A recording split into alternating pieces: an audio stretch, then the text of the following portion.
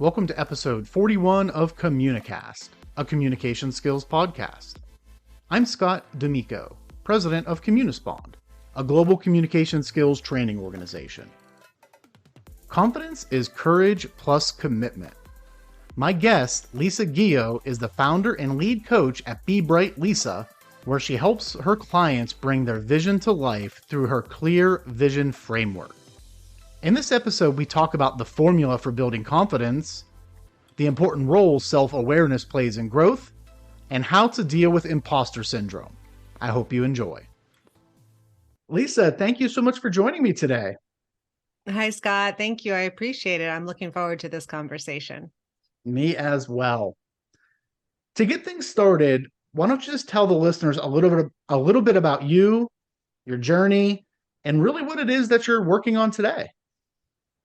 Yes. So I help senior level leaders, executives, and some very ambitious entrepreneurs get crystal clear on who they are and what they want, both personally and professionally.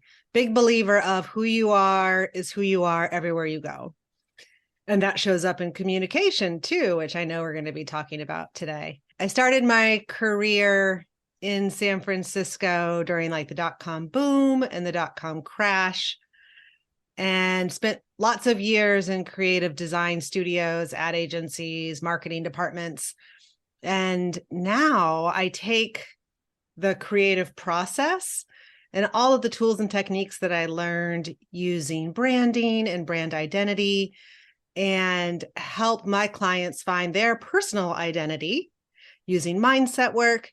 And then we lead them through the creative process of building their thought leadership, personal or professional brand, or even how that just shows up in their personal leadership and the mindset needed to, the first word that comes to mind is like survive in the world as it is today. Mm-hmm.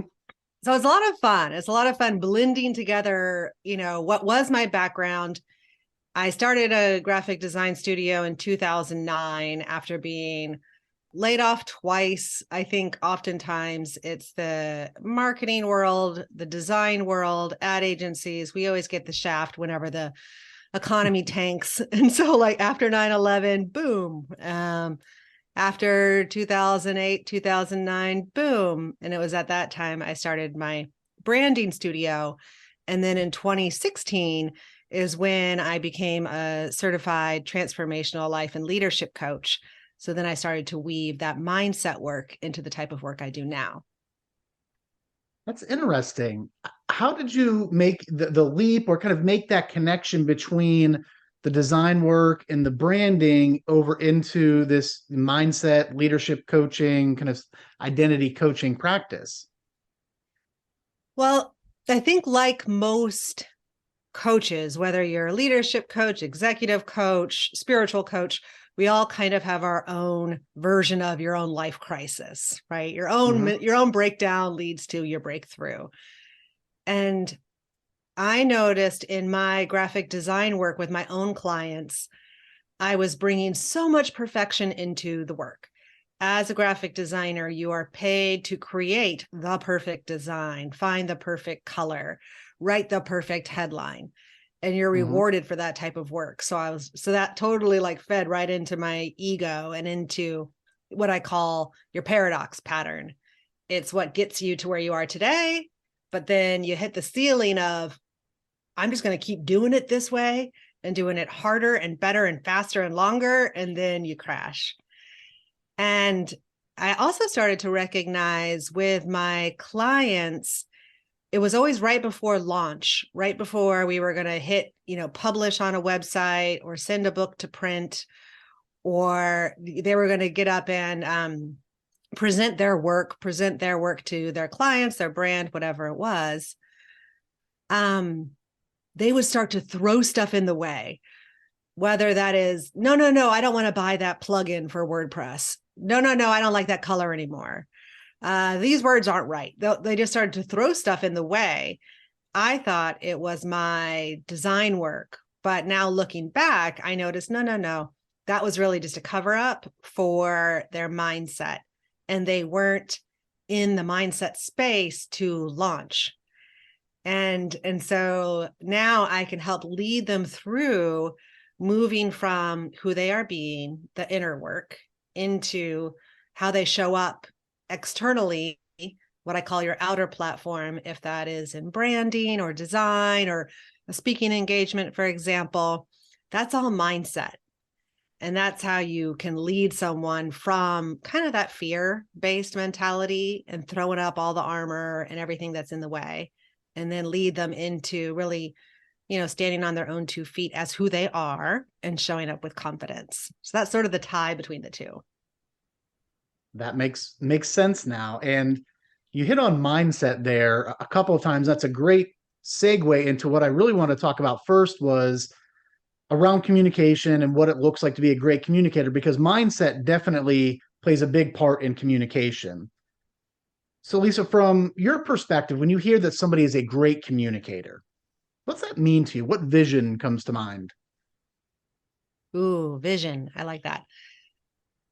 I think a great communicator is someone who is visionary. And that means we can see their vision. We can see their values, who they are, what they stand for, and they're consistent. So we know we can rely on them to show up in a certain way. And in order to be a visionary person, you need to have a vision of what that is. And that's the mindset work. Mm-hmm. And I use the creative process. I believe everybody is creative. And in the graphic design world or marketing world, creatives really just have an idea or a vision, and then they make that vision real through packaging, website design, books, whatever it is. And so similarly, human beings can become great communicators using the creative process if they can define what that vision is, and then they make it real through actually following through with showing up as who they are, representing themselves in a super clear, clean way. So people are like, oh yeah, Scott, he's all about communication, because they see it each and every time you show up.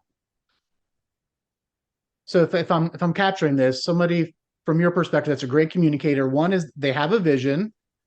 The second component of that is they really are consistent with how they show up, and there's alignment between the vision and how they're showing up. So kind of those 3 things, right? Vision, consistency, and alignment really is what's going to make a great communicator. I absolutely love that, because a lot of times when you think of great communicators, you're thinking of somebody that is an excellent orator. They can get up on stage and deliver an exciting speech for an hour or something like that. But communication is so much more than that. And especially on a day-to-day basis, where your job, whether it's at home or at work, is really to try to move people forward and to bring the best out of people.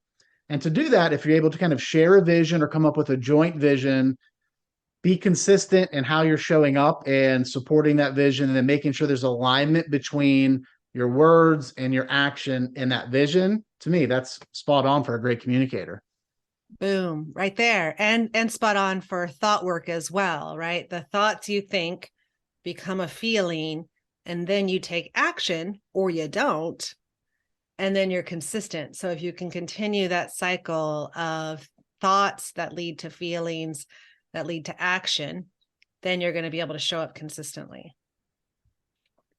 With the work that you're doing with a lot of executives, really working to try to transform them, create that identity, what are some of the skills that you're seeing these executives from a communication standpoint that are either very important that they have that are helping them, or maybe there's a gap? What are some of the skills that people really are needing to work on?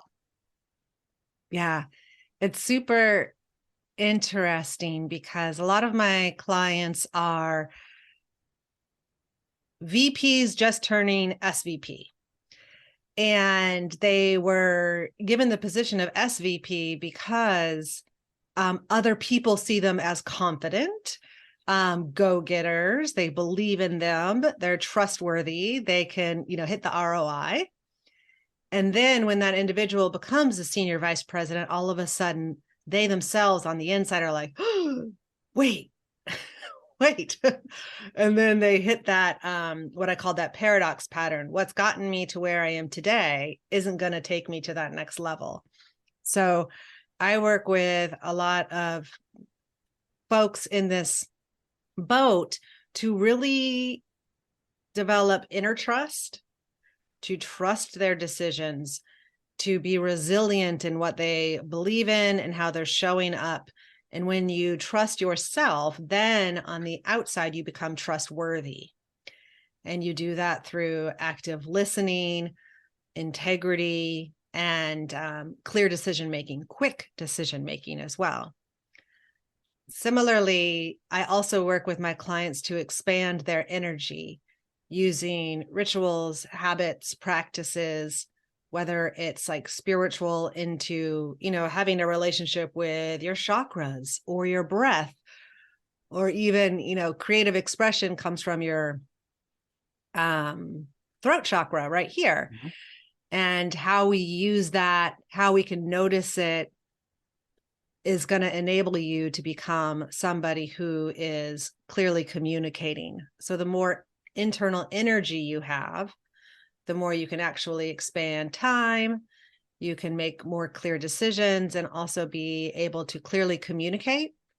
Mm-hmm. So when you're trustworthy and you clearly communicate and you're in alignment with those values and showing up consistently, then you become a transformational leader. And people can see that and feel it. It's great to see that you're working with so many of these executives that have taken the next step and aren't getting complacent or falling into the trap sometimes that executives fall into around not being coachable anymore. One of the recent guests talked a lot about coachability. He's written a book on it, how it's the leadership superpower. And there's all of these traps people fall into where, well, I'm the leader now, I shouldn't need to be coaching. Or if I ask for help, that's a sign of weakness, or I'm too busy right now because I have this big SVP job. So it's exciting to see people stepping forward, raising their hands, or perhaps somebody is raising the hand for them, but being open and receptive to coaching. That's huge to continue on in your own professional and personal growth, to be open to that. And I would imagine you touched a little bit about the paradox of what got me here won't continue to help me grow, or it's not going to work currently because it's a whole new world. So you deal with that. To what extent do you deal with some people that are perhaps facing imposter syndrome, where they got that big promotion? They're like, oh gosh, am I good enough for this? Am I going to be able to do this? Because we hear a lot about that as people grow throughout their career. And I've experienced myself moving into different positions and different organizations. I'm like, well, I was successful over there. Will I be able to be successful over here? Or was it just a fluke? Or because people liked me there, or I knew it so well? So how are you seeing that show up with people? Yeah, all over the place, all over the spectrum. No matter what level you are in your career, male, female, non-binary, doesn't matter, totally falls into place. And it's been a kind of like, shh, don't tell anybody, because if they find out that I'm not supposed to be here, then right, it's going to hit the fan. Mm-hmm. So when people will often come to me, they won't say, I have imposter syndrome. They'll say, I want more confidence, because they think that confidence is what's going to catapult them into not having this, shadow of imposter syndrome. And I think confidence isn't actually something that we have. It's a skill to be practiced. And so I have something called the confidence equation, where it's actually courage. And you just need to have courage and bravery 5 minutes longer than other people. You just got to stick in there, stick it out 5 minutes longer. Courage plus commitment. And then you get confidence. So if you are committed to your vision, whatever it may be, and you have the courage to stay in the room, to say the thing, to speak up, then you have confidence after you do the thing, after the 5 minutes. And that's how you practice confidence. And so it's kind of a flip on its head, in that if you're going around searching for confidence, you're never going to find it. It's not like a pill you can take. Instead, you have to start to practice courage and commitment, and that will lead you down the path towards having more confidence. Oh, that's fascinating. I love it. Courage plus commitment equals confidence, because a lot of people do think, oh, so and so is just so naturally confident. They have that it factor, so to speak.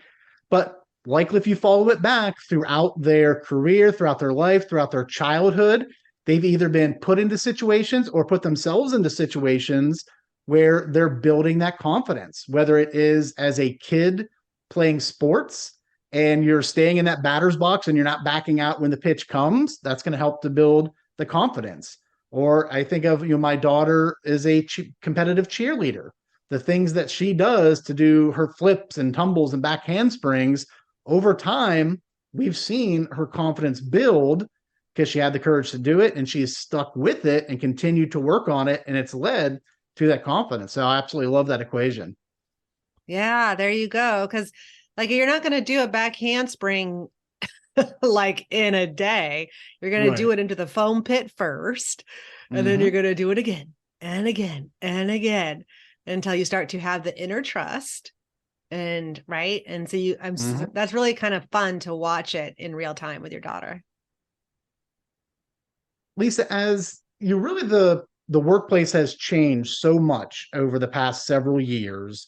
People are adapting to new ways of work, and leaders are adapting to new ways of leading. If you were used to having your team all around you in the office all the time, and now they're at home, or perhaps they're just spread all over the country and you're not seeing them as much, what are some of the skills that you are seeing for leaders that are just mission critical to have in today's work environment?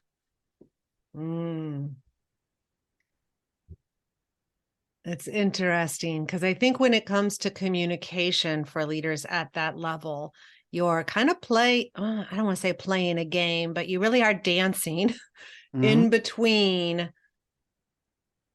personal connection and professional responsibility. So as the leader, you are responsible for the results that your team creates and for the ideas that you bring into the world. And then similarly, you need to, work on and practice confidence and teach confidence to your people, to your team, and to those that you lead. So having that vision, I think, on that one side, so your team can see that you're someone who is visionary and is trustworthy and can clearly communicate. They start to learn from you. They get that stability that so many people are looking for. They see you as a trustworthy source. And then they can start to feel safe to play with their own creative expression. And then I think the dance kind of comes with communicating in a strong way that is leading towards results for your company or your business. But then similarly, listening with empathy and being able to truly hear the thoughts and ideas of your team, reflect that back, and move forward in a way that's super interesting, because we're kind of missing body language right now, particularly on Zoom. So we're definitely in a new game in how this is going to work and unfold as we move forward. So it's always changing. Something interesting that you hit on was kind of the dance between that having really personal connection, be able to connect with your team personally, and accountability and results. As a leader early on in my career, that was definitely something that I struggled with, being somewhat reserved and closed off and almost avoiding getting to know the team too well personally, for fear of, okay, if things don't go well, if I have to let somebody go, it's going to be so challenging. And fortunately, I had some leaders that were just great at dancing that dance to get to know me, get to know what was important to me, understand what motivated me, what really got me to show up and really focus on what needed to be done, and just understanding my family and what's going on and showing that true care and empathy and compassion, but at the same time, holding me accountable and doing that through very clear communication. At all times, I knew what was expected of me. I knew what would happen if ultimately I didn't achieve my goals.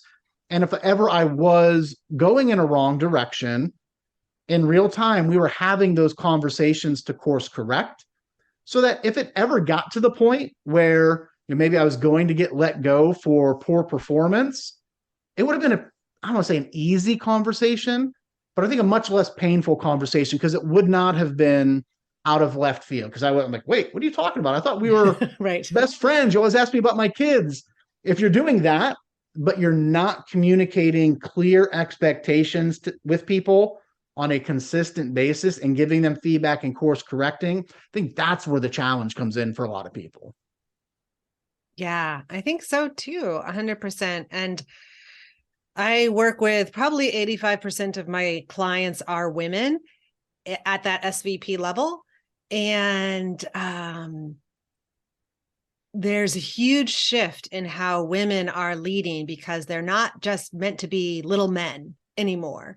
It is how do we weave in the feelings and the facts, right? The active listening, but we don't have to mother our team. Mm-hmm. We don't have to hold the hand of our team.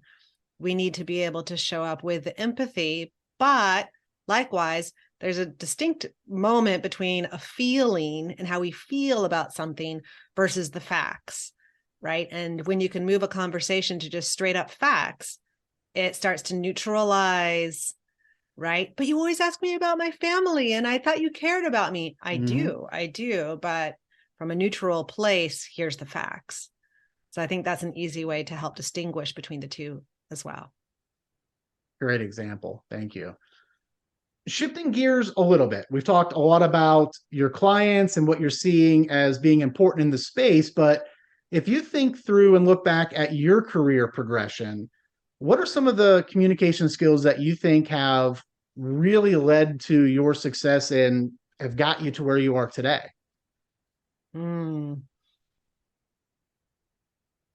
Well, it's interesting. As a graphic designer and a creative, for a long time, I was presenting work that was outside of me. Here is the design of the book. Here is the design of your retail space. So it wasn't about me. Then the shift came from designing brands for companies to now I help humans find their personal identity and express themselves through thought leadership or professional branding. So the shift from presenting an external item to presenting, these are my thoughts, my feelings, my values. That's a huge shift that I had to start to practice. And for a business owner, that's it. It's practice, because I occasionally will go back and watch like a YouTube video I posted from like 2010, right? And it's super cringy and awful. And I'm like, oh my God, Lisa, you're like, but you have to do that to see the growth from that was me. What was that? 13 years ago, and where I am now. Or even listening to old podcast recordings, for example, or I'll record a pitch on my phone and listen back to it, because that's practice and it's learning and it's straight facts when you listen to it from a neutral place. So I think practice and being able to be with like the cringy stuff that you may have said or done in the past is a great place to grow from. So what I hear is adaptability, flexibility that is built upon self-awareness. In order to change and to grow, you have to have some level of self-awareness. And whether it is going back and looking at some of those old videos, I do that on occasion when I go back, several years ago and start looking at the first videos I was doing for my company Communispond, or early on in the podcast, and just watching that, because it helps you grow, helps sometimes just lift you up a little bit. If you're feeling bad, I'll go back every once in a while and look at something like, oh yeah, I've definitely improved a good bit since there. So if you have that self-awareness and then you're willing and open to change or adapt, that's really what's going to help people grow throughout their career, whether it is shifting industries, kind of going from that internal to external, moving from a big company to a small company. There's all these things that you think about, but for me, it goes down to, do you have self-awareness, and are you open and willing to change and adapt? Boom. You got it. Lisa, who has been someone throughout your career that has really influenced your style, your communication style? What did you take from them, tweak, make it your own, and now it's kind of part of your everyday practice? That's a tough question. Because I saw this when you sent over an idea of where we were going, and the person who popped to mind actually is my Aunt Kay. So when I was growing up, I grew up in Columbia, Missouri, and my aunt lived in Chicago on Lakeshore Drive, facing the lake in a high rise. And so she was like the epitome of, 90s professional chic with the shoulder pads and the fake nails. And she was the dean of nursing at Rush University Hospital and Clinics for their nursing school. So definitely a high-level professional, and had to communicate in a big way to boards, to doctors, and but did it in a way that she embodied both her feminine qualities and the masculine leadership skills. So I was able to kind of see behind the curtains in who she really was in her day-to-day life, and then how she showed up to, command a boardroom, really. And especially in the 90s, like that's a really big deal. So she was definitely somebody who helped shape the blend of the type of leader that I really admire. Yeah, she was always like my professional hero. Oh, that's awesome. I will say, out of all the conversations that I have, that's always my favorite part, to hear that. Sometimes it is an author of a book, oftentimes it is a family member where they are talking about just the impact. And it's, I think, so frequent where the person who has had the impact a lot of times just doesn't know. People don't all often get to share that, whether they just don't have the time to share it. I hadn't really thought about it, but yeah, those stories are always so fun to hear. Lisa, as we're wrapping up here, what advice would you have for somebody, whether they're early on in their career and they have big career aspirations, or they're midway through? They just like, I need a change. I have to do something different. What advice would you have to them around the importance of communication skills and the impact that they can have? I would suggest looking inward first, taking a dip into the mindset work, thought work, and what you clearly want to create and accomplish. Job descriptions are written for a company, but I sometimes love to help my clients write their own job description of the type of ideal place, location, career they want to create for themselves. And from that place, then you can start to look for opportunities.